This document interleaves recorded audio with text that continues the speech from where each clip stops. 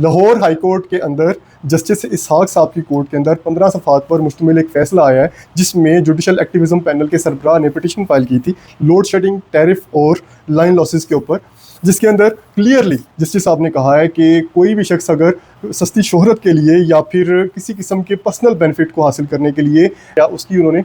हौसला शिकनी की है। जस्टिस खालिद इसहाक साहब ने क्लियरली कहा है कि मुतल्लिका फॉरम जो थे उनको इग्नोर करके सीधा रिट में आना क्लियरली डिपिक्ट कर रहा है। और उसके बाद जब ये जजमेंट आई है 15 सफ़ात पर मुश्तमिल, तो क्लियरली नज़र आ रहा है कि ये जो नेपरा एक्ट और ओगरा ऑर्डिनेंस के तहत जितने भी फॉरम्स जो हैं वो प्रोवाइड किए गए हैं, उनको अगर फॉलो नहीं किया जाता, उनको जाके वहाँ पर प्रोसीडिंग्स नहीं की जाती, अगर डिसीजंस जो हैं वो खिलाफ आते तो फिर वो लाहौर हाई कोर्ट आ सकते थे। लेकिन यहाँ पर मामला कुछ और थे, क्यों डायरेक्टली जो है वो लाहौर हाई कोर्ट से रब्ता किया गया। तो फिर जस्टिस खालिद इसहाक साहब ने 1 लाख रुपया कॉस्ट जो है वो डाली। लोग जो हैं वो लॉयर्स को बहुत ज़्यादा फोर्स करते हैं कि आप डायरेक्ट रिट ही करें,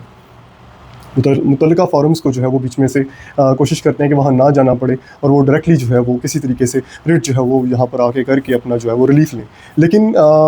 ये बात भूल जाते हैं कि उसके बाद इस जैसा सानिया नज़र आता है कि कॉस्ट पड़ गई। अब 1 लाख रुपया जो कॉस्ट पड़ी है, ये आपकी बाकायदा कहते हैं ना तज़हीक तो हुई हुई, तज़हीक के साथ साथ जो है वो आपका टाइम भी वेस्ट हुआ, आपके रिसोर्सेज भी वेस्ट हुए। हमेशा अपने माइंड में ये बात याद रखिएगा, कोई भी काम जो है वो अगर मुतल्लिका फार्मों से रिज़ल्ट लिए बगैर अगर आप चाहते हैं कि वो काम उसका रिज़ल्ट जो है वो निकले भी ना और उसके डिसीजंस भी ना आएँ और आप फौरी तौर पर लाहौर हाई कोर्ट जाकर अपना रिलीफ लेने के लिए इस्तदा कर दें, रिट्स वगैरह करें, तो वो आपके लिए बड़ा ही ख़तरनाक साबित होगा। लाहौर हाई कोर्ट इस वक्त जो है वो माफ़ नहीं कर रही और जो 1 लाख रुपया उन्होंने फ़ाइन किया है वो इस चीज़ की गवाही दे रहा है चीख चीख के कि सब कुछ बदल चुका है and we should be very careful regarding the litigation.